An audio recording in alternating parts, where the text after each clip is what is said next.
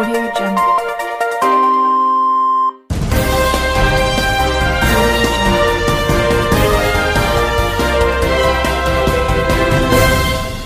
నమస్కారం RK communication city news కి స్వాగతం.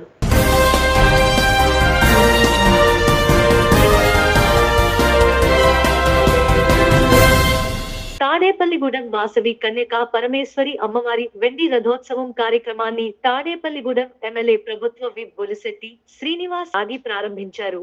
ఈ రథోత్సవం కార్యక్రమంలో పలు రకాల నృత్యాలు, వేషధారణలు, కేరళ వాయిదాలు ప్రజలను ఆకట్టుకున్నాయి.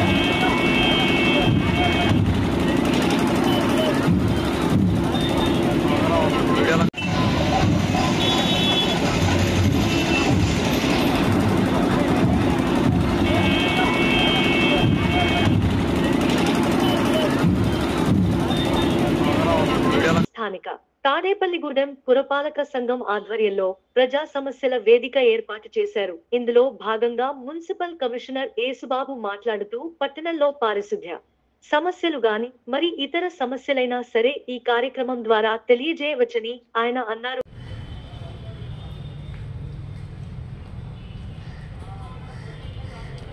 ఇప్పుడు మన రాష్ట్ర ప్రభుత్వం, కేంద్ర ప్రభుత్వం వారి ఉత్తర్వుల మేరకు 17/9/2025 తేదీ నుండి 2 అక్టోబర్ 2025 తేదీ వరకు నిర్వహించిన స్వచ్ఛ భారత్ స్వచ్ఛ తాడేపల్లిగూడెం కార్యక్రమంలో భాగంగా మన తాడేపల్లిగూడెంకి రాష్ట్రంలో స్వచ్ఛత ఈ సేవలో స్వచ్ఛత అవార్డు పబ్లిక్ హెల్త్ ఇష్యూలో స్వచ్ఛత అవార్డు రాష్ట్ర స్థాయిలో వచ్చింది.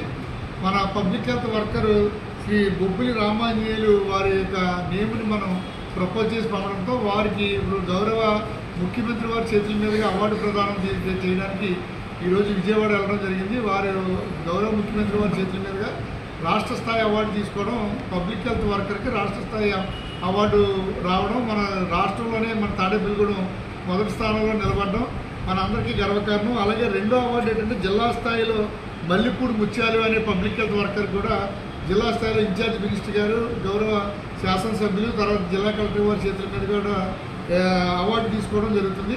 అలాగే టెర్రస్ గార్డెన్స్ అంటే గ్రూపు పొదుపును బట్టి మన తాడేపల్లిగూడకు సంబంధించి మండా మేరీ సుమలత ఎస్హెచ్జి గ్రూప్కి మండా మేరీ స్వచ్ఛత ఎస్ఎల్ఎఫ్ టెర్రస్ గార్డెన్ నిర్వహణ మరియు ఈ పొదుపు సంఘాల నిర్వహణలో ప్రథమ స్థానంలో ఉన్నందున వారికి కూడా జిల్లా స్థాయిలో అవార్డు రావడం జరిగింది.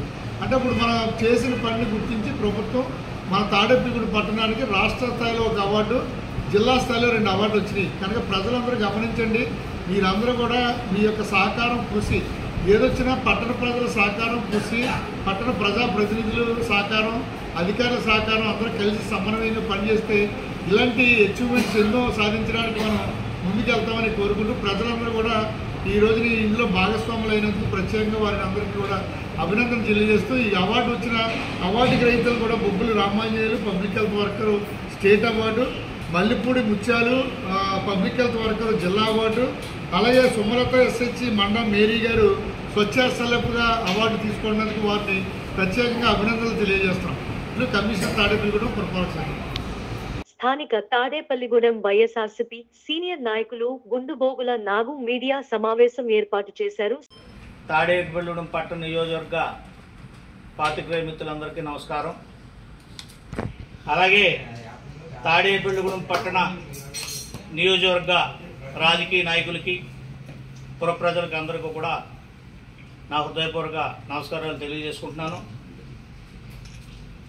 ఈ రోజున ఈ ప్రెస్ మీట్ పాత్రికేయ మిత్రులతో పెట్టవలసిన సందర్భం ఏంటంటే, నిన్నటి రోజున నా మాటలు వైరల్ చేస్తూ సోషల్ మీడియాలో నడుస్తూ జరిగింది. సరే, అది ఎందుకు జరిగింది, ఎలా జరిగింది, అసలు ఏంటి అన్నదే నేను కొంచెం వ్యక్తిగతంగా నేను కొంచెం స్ట్రగుల్ ఫేస్ చేశాను. ఏంటి, నా పద్ధతికి నా విధానానికి డిఫరెంట్గా, సహజంగా మీకు తెలియదు కాదు, మీ అందరితోనూ కూడా ఎవరు మాట్లాడినా చదువుగా మాట్లాడతాను. తెలియని విషయాలు కూడా మీ దగ్గర ఏమైనా ఉన్నాయని కూడా తెలుసుకుంటానికి ట్రై చేస్తూ ఉంటాను. నాకు చిన్నప్పటి నుంచి నాకు రాజకీయాల్లో 15 ఏళ్ళ నుంచి తిరుగుతుందని నాకు తెలుసు. అందరితో వయోమీడియాగా మమ్మీపై మాట్లాడుతూ ఉంటాను. అలాగా మీడియా మిత్రులతో చాలామందితో మాట్లాడుతూ ఉంటాను. అయితే ఇతను శివ ఏంటి మీరు అంత సన్నిహితంగా మాట్లాడారనే ఆలోచన మీకు రావచ్చు. అతను సుమారు 20-25 ఏళ్ల వయసు నుంచి కూడా అయ్యేటప్పటికి ఆ నాన్నగారితో నాకు బాగా పరిచయం, అన్నయ్య, తమ్ముడు, అలా మదర్తో కూడా పరిచయం, వాళ్ళ సిస్టర్తో కూడా పరిచయం. మాకు ఇంచుమించు 20-25 సంవత్సరం బట్టి కుటుంబ నేపథ్యంతో కూడా పరిచయాలు ఉన్నాయి. సహజంగా బాబాయ్ బాబాయ్ అంటూ ఉంటాడు, ఏంటి అబ్బాయి అంటూ ఉంటాను. సరే, అప్పుడప్పుడు మాట్లాడుతూ ఉంటాడు. సరే, సన్నిహితం ఉంది, దాంట్లో డౌట్ లేదు. బాగా బాబాయ్ అబ్బాయి అంటాడు అంతవరకే. సరే, మొన్న ఏదో చిన్న సంఘటన జరిగింది, దాని పెద్ద చేయను. మన రిజిస్టర్ ఆఫీస్లో ఏదో సంఘటన జరిగింది. దాని ధర్మంలో సాయంత్రం నాకు ఫోన్ చేసాడు. ఫోన్ చేసి, బాబాయ్ నువ్వు మాట్లాడేవంట కదా బాలబొమ్మల శ్రీనివాస్తో, నేను మాట్లాడాను, సరి చేసాను అన్నాడు. అంటూ ఎత్తుకున్నాడు. ఇప్పుడు సమకాలీన పరిస్థితుల్లో ఇదేదో ఆ సందర్భంలో ఇప్పుడు సమకాలీన రాజకీయాల గురించి ఏంటి నీ అభిప్రాయం ఏంటి, అది ఇది మామూలుగా నేను ఏదో విలేకరుగా అడుగుతున్నాడనే ఆలోచనలోకి నేను వెళ్ళామైంది తప్ప వాళ్ళని ఏదో బదనాం చేసి, వాళ్ళని ఏదో ఇబ్బంది చేసి, వాళ్ళని ఏదో బయటికి లాగేసి మనం ఏదో పబ్బం గడుపుకునే క్యారెక్టర్ మాత్రం నాది కాదు. ఇది యాదృచ్ఛికంగా జరిగిన దాన్ని 100% చెప్తున్నాను. ఇది రాజకీయ కోణం ఉంది. నేను బాగా ఎంకరేజ్ చేశాను. ఎస్ఐ గారితో కూడా మాట్లాడా, ఇందాక కూడా మళ్ళీ చేశారు ఎస్ఐ గారు. సార్ నేను స్వయంగా వచ్చి మాట్లాడతాను తప్ప నేను ఎదుగారు ధర్మం కాదు, మీతో వచ్చి మాట్లాడతాను, దీనికి ఇలా జరిగింది, కొంచెం ఏమైనా సొల్యూషన్ ఏమైనా ఉంటే మీకు దగ్గరికి వచ్చి అడిగి ఏదో ఉంటే చేస్తారేమో ఉద్దేశంతో వచ్చి మాట్లాడతాను. ఇవాళ నేను బయటికి వెళ్ళాలి, వస్తే సాయంకాలం వస్తాను, లేకపోతే రేపు వస్తాను. ఇంకా రాజకీయ కోణం అంటే ఏ రకంగా అంటారు? ఏముందండి, తాడేపల్లిగూడెం మీకు తెలియదు రాజకీయాలు కాదు, మాకన్నా బాగా తెలుసు. అంటే మీకు వైసీపీ నుంచి టీడీపీ నుంచి చెప్పింది నా మాట. వైసీపీ నుంచి ఇవాళ అంత యాక్టివ్గా వెళ్ళే నాయకులు ఎవరు లేరు మాకు, క్లియర్గా చెప్తున్నాను. అయితే ఇది ఉమ్మడి ఇది ఏంటంటారు కూటమి చేత ఎవరు జరిగిందో ఏదో జరిగిందో మాత్రం నేను ఇంకా ఎంక్వైరీ చేయలేదు. ఎస్ఐ గారి దగ్గరికి వెళ్తాను, ఆయనకు రిపోర్ట్ ఇస్తాను, మాట్లాడమని చెప్తాను. అప్పటి నుంచి అప్పుడు ఏమన్నా ఉంటే బయటకు రావాలి తప్ప రిపోర్ట్ ఏమని ఇస్తారు? ఇది నా వాయిస్ని ఇలాగ నా అనుమతి లేకుండా బయటకు వదిలి అది ఎవరి మీద ఇస్తారు మీరు? ఎవరైతే నాతో మాట్లాడారో అది ఎవరు వ్యక్తారు? శివ అతని మీద కంప్లైంట్ ఇస్తారు. వెళ్తాను కదా, ఇస్తాను, ఇవ్వాలి. ధర్మోది మనకి మనం చేయనప్పుడు, మనకి సంబంధం లేకుండా మన వాయిస్ దొంగిలించి పెట్టినప్పుడు మనం ఆ రకమైన చర్య తీసుకోవాలి కదా, ధర్మం కదా అది. అంటే నేనేది ఏంటంటే మాటలు మీవా కాదా? చెయ్యి మాటలాయే. మరి మాటలు ఎంతకంది మీరు మాట్లాడితేనే కదా బయటికి వెళ్ళింది. అలా కాదు కదా, మా అనుమతి లేకుండా ఇవ్వకూడదు కదా. ధర్మం మాట్లాడండి. నేను ఏదన్నా నా మాటలు మీరు చోరీ చేసినట్టే కదా, అది పబ్లిక్లో ఉన్నాం. రకరకాలుగా మీతోనే చాలా మాట మాట్లాడాను, మీరు చాలాసార్లు. మీరు ఏమైనా పెట్టారు ఎవరికన్నా? అవసరం లేదు. ఎందుకు కావాలి మీకు?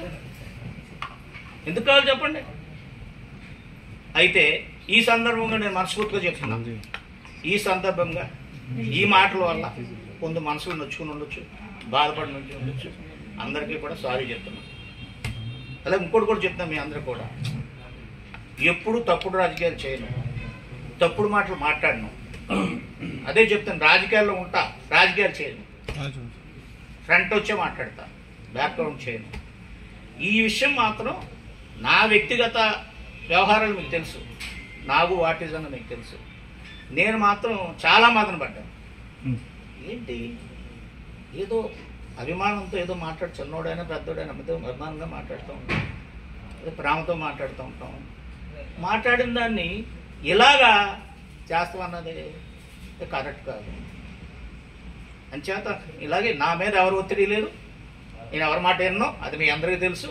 నా మనసుకు నచ్చి, నా మనసు కొంచెం కలుక్కుమని ఈ ప్రెస్ మీట్ పెట్టి ఇది ప్రజలకు తెలియపరచాలి. ముఖ్యంగా మీడియా మిత్రులందరూ కూడా తెలియాలి. ఇది ఇంచేతంటే మీరు మేము ఒక కత్తులో, ఒక వరలో కత్తులు మనం. నేను అలా ఏదో అబ్బాయి బాబాయ్ ఆ విషయంలో అలా మాటలు తోలి సరే అయిపోయేటప్పటికి అది అయిపోయింది. అయిపోయిన తర్వాత పొద్దున్నే నాకు ఒక మిత్రుడు విజయవాడ నుంచి పెట్టాడు చూడని. 8 గంటలకి మా వైసీపీ స్టేట్ నాయకుడు ఒక ఆయన, స్టేట్ ప్రెసిడెంట్ ఒక ఆయన ఫోన్ చేశారు. నాగు గారు మీది అలసల్ అవుతుంది అంతను ఇది అని చెప్తా, కానీ మీరు ఎవరిని నిందించలేదు, కొన్ని మాటలు తోలిని అన్నాడు.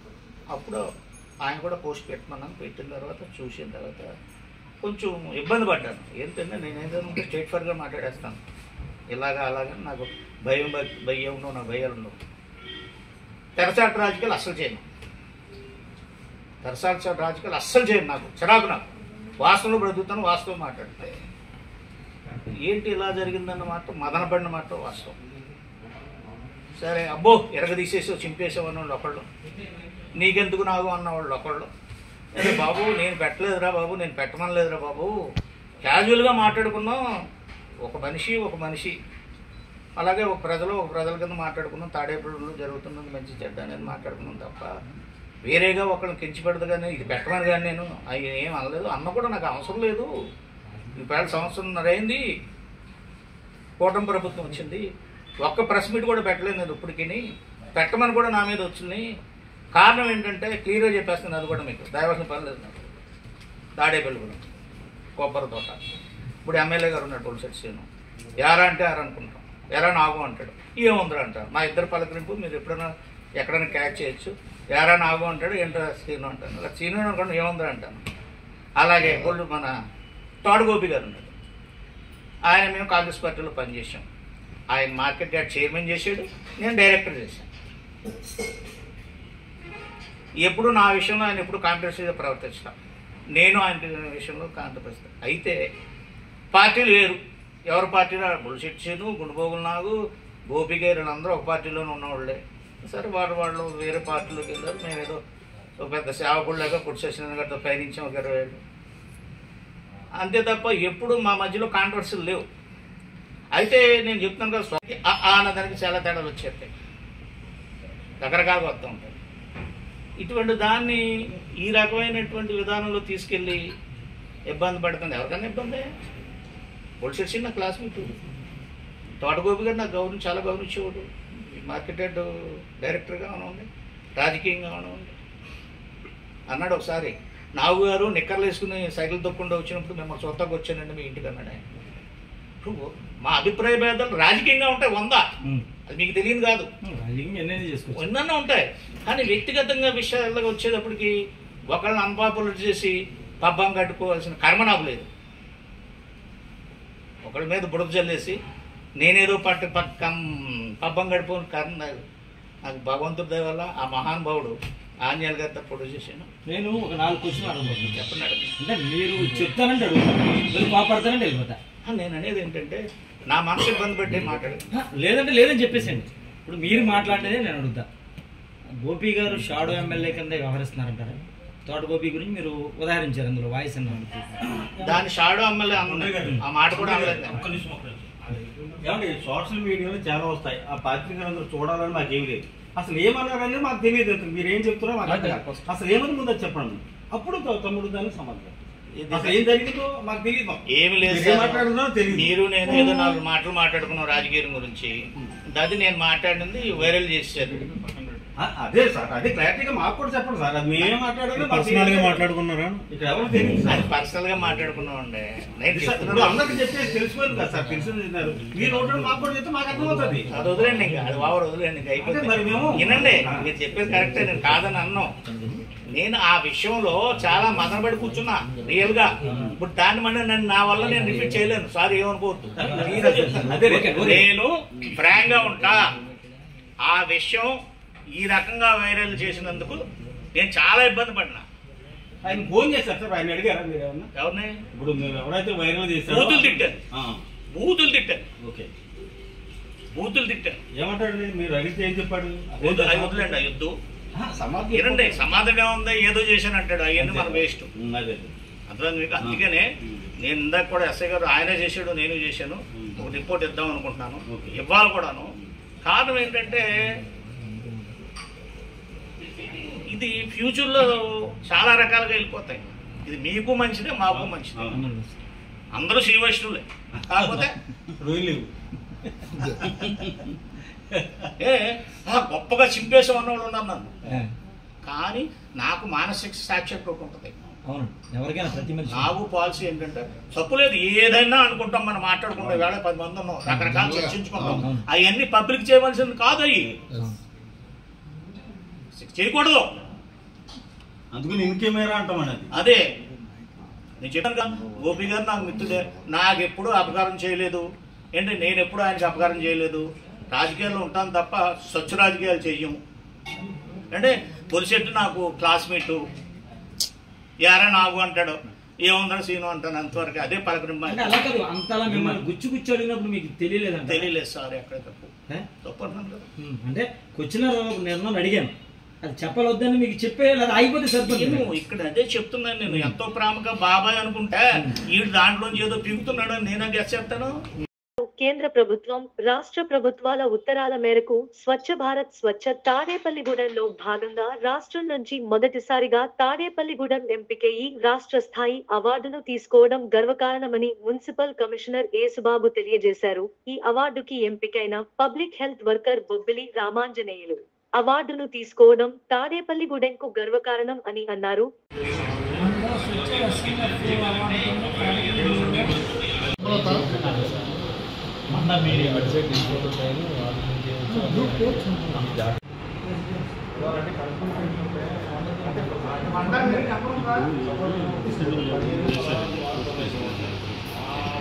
విజ్ఞప్తి, ప్రతి సోమవారం కూడా ఉదయం 10 గంటల నుండి 1 గంట వరకు జరిగే PGRS ప్రజా సమస్యల పరిష్కార వేదిక అనే కార్యక్రమం ప్రతి సోమవారం కూడా ఈ అధికారుల సమక్షంలో నిర్వహించడం జరుగుతుంది.